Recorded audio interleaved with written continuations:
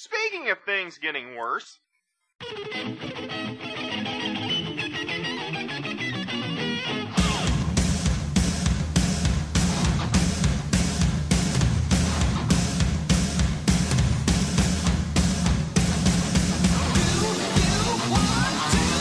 Hey, fellow crappers, it's your old buddy, it's your old pal, R.D. Reynolds here once again with WrestleCrap Radio. And as always, on the other end of the tin can and string is the Frenchy Martin to my Dino Bravo, Mr. Blade Braxton. I must say that this radio show is okay.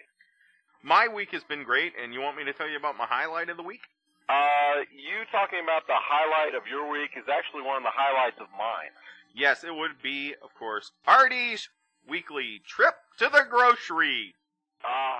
Do tell. Mm-hmm. Well, some fascinating stuff, and I went down our favorite aisle. I think when I say our, I mean yours and mine. I think we both have the same favorite aisle in the grocery store, and that would be, of course, what?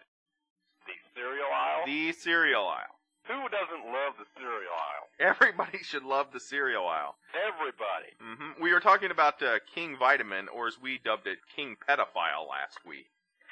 As that creepy old man, and we had several people email us photos of the King Vitaman box. I am convinced that man is the spawn of Satan. Yes, I believe he is. But the weird thing is, I guess they had gotten complaints or something because they had actually changed it. I paid a little bit of attention as I was going down the cereal aisle this week, and apparently they changed it. It's no longer that old guy. Did you feel more comfortable? No, it's like this cartoon character, and I feel actually less comfortable than when that creepy old man with the white hair peeking out of his nostrils was staring at my genitalia. Less comfortable than that? I mean, what does this new Captain Vitamin look like? Does he just got his cock in his hand to start things out, or what? Now that you mention it, that the actual cereal itself, it does kind of look like a cock ring. Those of you under 18, I'm just telling you right now, this may not be the show for you. Yeah, I'm about ready to drop a couple of F-bombs too, because as I was going down the grocery aisle there, the cereal aisle, yeah, I noticed another one of my least favorite cereals of all time. That would be Cookie Crisp. Oh, your least favorite? Mm-hmm. That cereal saved my first dog's life.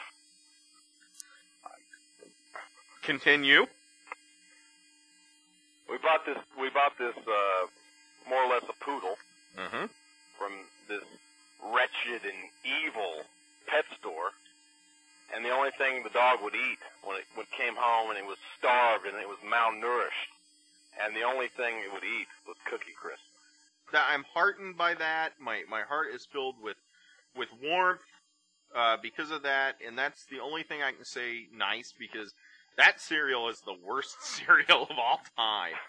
It's like you can't have cookies for breakfast, but you can have Cookie Crisp. You know why? Because Cookie Crisp tastes nothing at all like cookies. Yeah, and you know how many times I'm probably, it might have saved my dog's life, but do you know how many times I probably, almost choked to death on those, cookie things? Yeah, that stuff was awful. Yeah. I never got that. That was always like the ultimate con for a little kid. Here, you can have cookies. Well, it's the cereal that looks like cookies, but there's nothing at all like cookies. And you know what the bizarre thing is? Mm-hmm. Which just brings my point around about how it saved my dog's life, is that it was made by a company that made freaking dog food. Maybe that's what it was. Well, one other thing that we did this week while we were at the grocery store is we picked up our candy that we're going to hand out to the trick-or-treaters, and I was just curious, what's Blade Braxton give out for Halloween? I give out what because I usually shut the light off early and then just, eat the candy I didn't give out. So I like to eat Skittles, Snickers, stuff like that. That's really mean. Poisoned apples. That's really mean that you just turn off the lights and you don't, partake of the holiday. You shut out the little kids. There's no costumes like there used to be, man. When I was younger, I would go out trick-or-treating, then I'd come home and, want to see what all the Star Wars characters kids were dressed up as. Mm-hmm. Now that I'm older, I don't want to colors of... You don't want to see the Incredibles show up at your door. No. Some kid dressed up as Finding Nemo. Yes, indeedy. That music can mean only one thing. Once again, it is time for Obscure Wrestling News. How about that? See, we got a fancy intro now and everything. Oh, that is the worst. That's the worst thing I've ever heard in my life. Hey, I'm going to tell you something even worse. Yeah? Yeah? Last week on Obscure Wrestling News, we posed the question, how much do you have to be in the hole as far as child support payments to be carted off to the big house? I have the answer this week. Did one of the sources tell you the answer? One of the sources told me that amount would be $74,465. Ow. That would be what Ricky Morton owes his ex-wife. Yeah. That's just one of those things you just happen to overlook. Yeah, I mean, yeah, like, oh, jeez. I forgot to send out that check for $74,000. Golly, oh, that really stinks. That really stinks. That poor guy.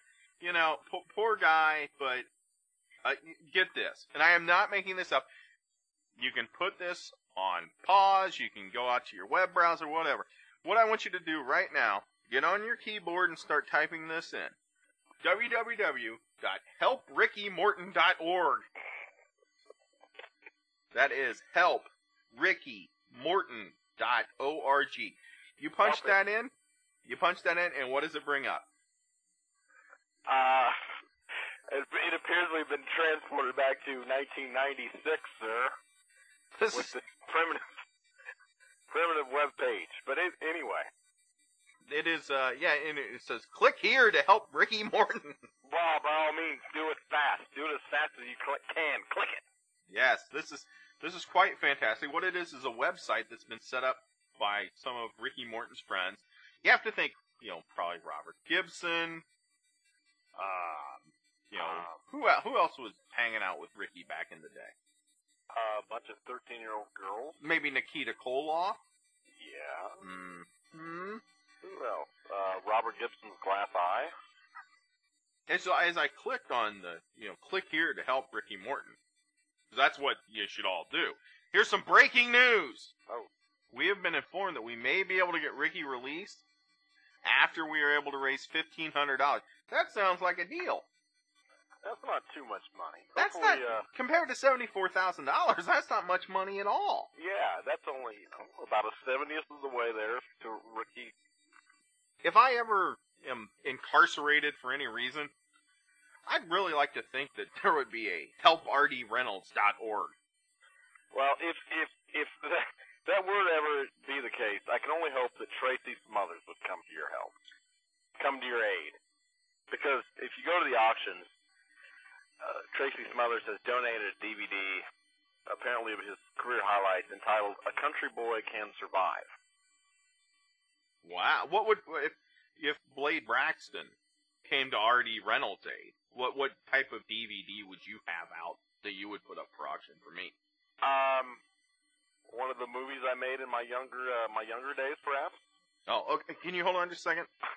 I have to write a note to myself. Whatever you do, don't get incarcerated. Oh, because come on. You'll be left with Blade Braxton trying to bail you out. Come on. Who wouldn't want to see the return of Don Mason? The homicidal killer in our early films. Pre-Revenge of Black Scorpion.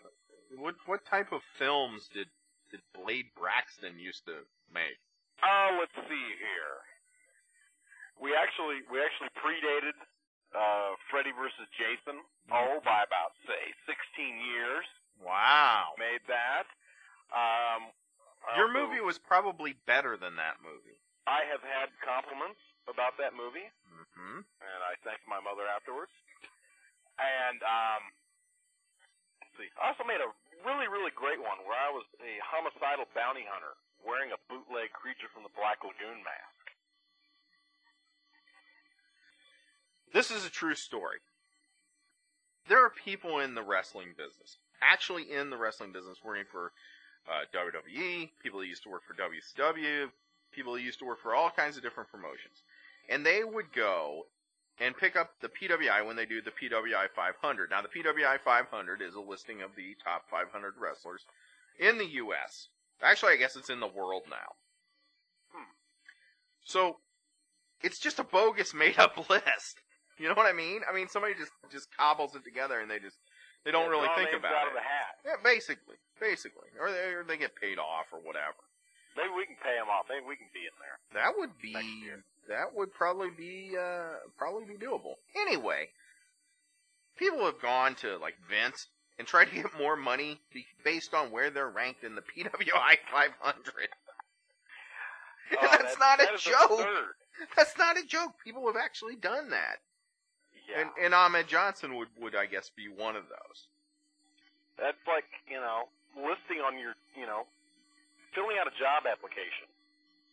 Let's say let's say McDonald's. Mm-hmm. And putting Santa Claus down as one of your references, saying you've been a good boy all year. Speaking of Santa Claus, I love that the midgets now jump up and down on the couch like they're 2-year-olds. It's just one big slumber party in the back. I love how Teddy Long yells at them like they're disobedient dogs. Get down, get down. That's how you gotta treat them midgets. No midget chow for you. And if you act up again, you're getting swatted with the paper. That's the kind of discipline this world needs. But I really hope things. Although that is very true. Now I am looking more forward to SmackDown than anything at all again this week, just because I want to see what Teddy Long treats the midgets more like. Does he treat them more like children or dogs?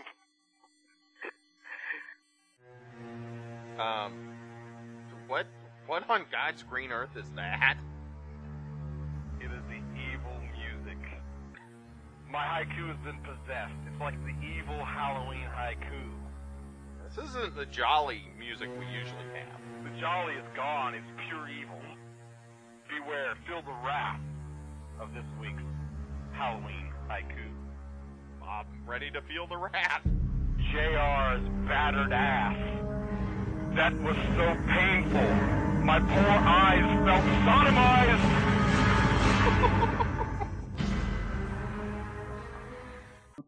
Happy, happy Halloween, Halloween, Halloween. Happy, happy Halloween, Silver Shamrock.